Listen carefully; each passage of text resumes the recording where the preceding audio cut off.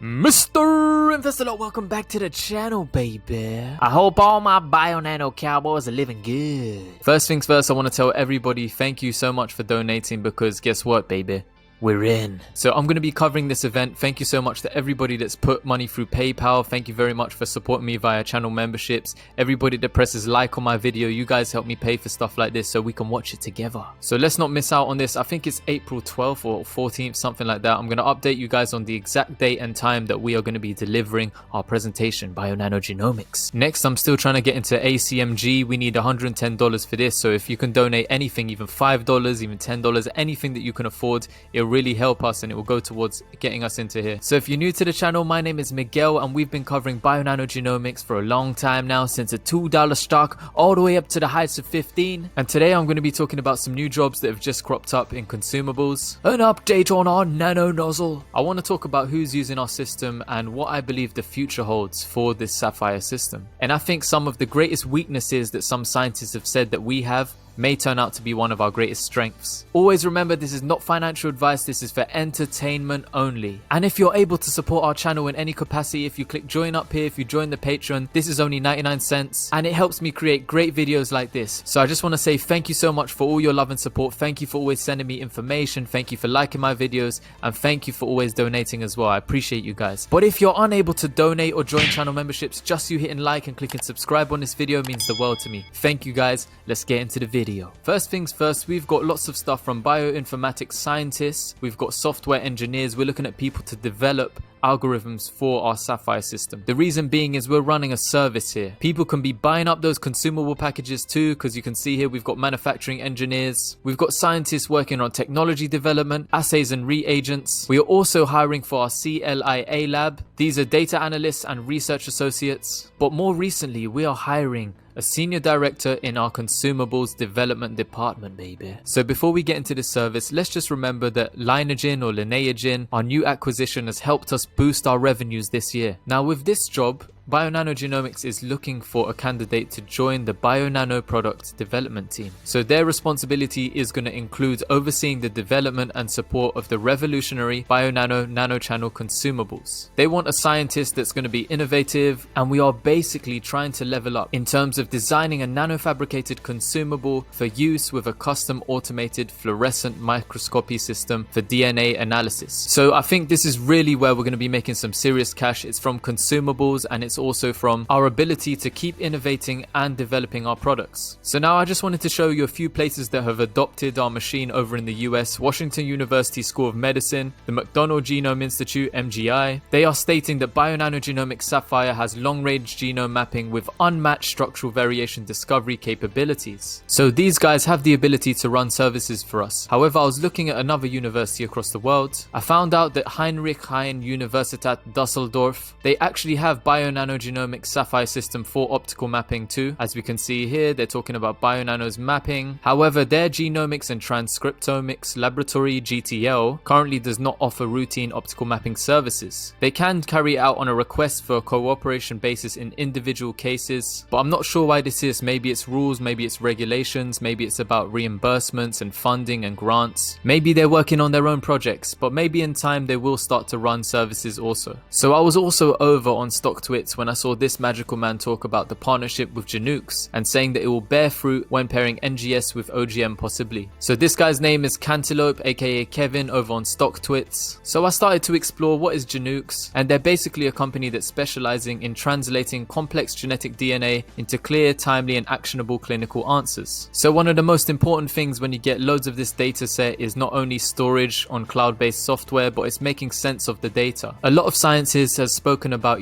structural variations. Do you have a VUS filtering system? So when you have VUS, you have variants of unknown significance. A variant of uncertain significance is a genetic variant that has been identified through genetic testing, but whose significance to the function or health of an organism is not known. So some scientists in the genomic space are saying that we are walking, talking bags of mutation, and we need filters to filter out VUSs. So I'm not sure if Genux has that or if we're working together with them on it, but if we can have these filters as well, when we get these massive amounts of data, we'll be able to translate that data into a simple, clinical, actionable answer. Also, in terms of Genux, they said that they have created the gold standard for clinical genomic analysis, providing integration of human DNA sequences with deep clinical phenotyping, enabling clinicians to provide actionable interpretation of genetic disease for patients. So their platform is primarily focused around diagnosis and treatment of genetic disorders and cancer, like us, as well as new drug discovery and family planning. So we have a partnership with these guys, and they're saying that we can resolve large structural variations by combining optical mapping data and next generation sequencing. So this is what it will look like. It will be BioNano combined with an NGS sequencer. You put it in the Genux integrated platform, and it will work through the pipeline, annotation, reporting, and give you your final report. And these guys must have an algorithm for filtering out the VUSs, because as we look into it, when you get to the final report, it says that the selected variants are reported automatically. So now I want to put some things together. I wanted to look at the bigger picture of what we can actually do. If we're hiring for this job for consumables development, in terms of looking for someone to support and oversee the development of our BioNano channel consumables, and I wanted to look at this presentation to see who is using our stuff and what are they currently researching and discovering. And then after discovery, I want to think about the bigger picture. What will we be able to do in the future? So I remember the Queen Alka Childbay, she was basically saying that structural variation classes, there's all these different variant classes, and we can look at most of these. So as you can see, the only one that we can't look at currently is homozygosity mapping, LOH, not currently. We also don't look at single nucleotide variants at the moment. It says no. But everything else on this, you can see all the ticks. BioNano optical genome mapping can find these duplications, insertions, deletions, translocations, inversions. And we go back here to the slides in the presentation, and we can see that BioNano data are proving to be essential in advancing discovery research. So what are they researching? Alzheimer's disease, massive. Leukemia, massive. ALS. And what they are discovering is they're looking at deletions. They're identifying deletions in certain diseases. So this is the bigger picture. This is what someone said was one of our greatest weaknesses. So right now, one of the things that I was thinking of is CRISPR needs to catch up. We are able to discover and identify, loads of different structural variations. We can look at predispositions for disease. We can find it and map it out. So I was speaking to a genomic scientist, and basically they were saying that CRISPR needs to catch up with, all of these kind of discovery tools. Because right now, we're able to discover and identify certain things, but in terms of clinical adoption, we can find out this data and be used in research, discovery, diagnosis, but right now we cannot genetically edit out some of these diseases. So I think they got a point there, but what's happening with genomics is a lot of money is getting pushed into it, and there's also been some discoveries that are actually crazy. It's actually landed people in jail. So imagine genetic editing catches up and we're able to edit out Alzheimer's disease, diabetes, cancer. It will be insane, right? But let's take a look at this. So CNBC actually released a video recently, and it was about this guy, and he was talking about a scientist who created the world's first gene-edited babies. He was sentenced to 3 years in prison. So reason being is apparently this associate professor in 2018 said he'd used a gene editing program, and he changed the genes of these two twin girls to protect them from getting infected with HIV, the AIDS virus, in the future. So there's some ethical issues with this. They're saying, he got arrested in charge of illegally practicing medicine, but basically what had happened was he'd used CRISPR technology to change the genes of two twin girls to protect them from getting infected with AIDS virus in the future. What he did was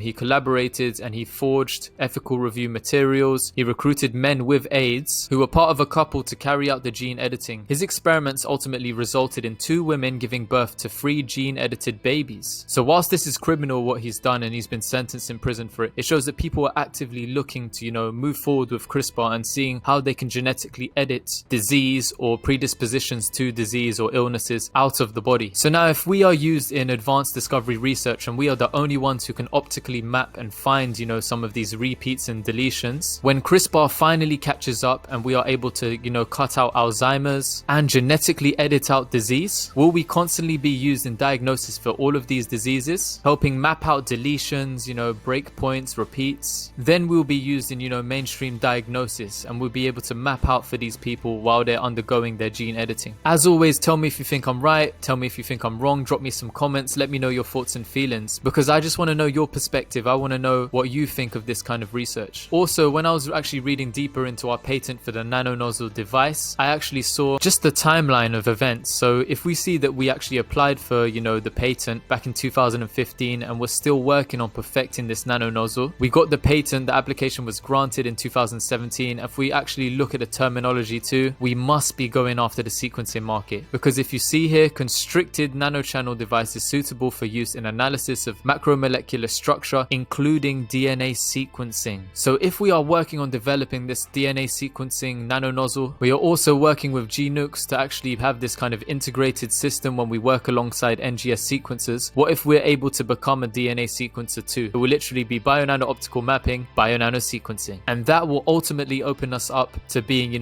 widespread usage, especially if we can get the price right. If we can get the price down of optical mapping and sequencing, it could be a game changer. It will be bio-nanogenomics optical mapping system, bio-nanogenomics sequencer, all in one system, baby. And this also interests me, we're going to develop a prototype for next generation high throughput saphyr. So they're trying to speed up the saphyr as much as they can, but will we be able to do either long read sequencing, are we going to be doing short read sequencing too with the future saphyrs? And if our competitors cannot catch up and we are the only ones who are doing, optical genome mapping and being able to map out structural variation classes such as these, we will be super useful. And imagine just being part of the genomic toolkit, but the whole kit is us. That would be insane. As always, cowboys, this is not financial advice. This is for entertainment only. I just want to say thank you so much, guys, for watching. Thank you for always supporting me. And if you're able to donate so we can get into the other event, it will be amazing. But if you're unable to donate or join channel memberships, just you hitting like and clicking subscribe on this video means the world to me. Thank you so much for the support. Mr. Invest a Lot,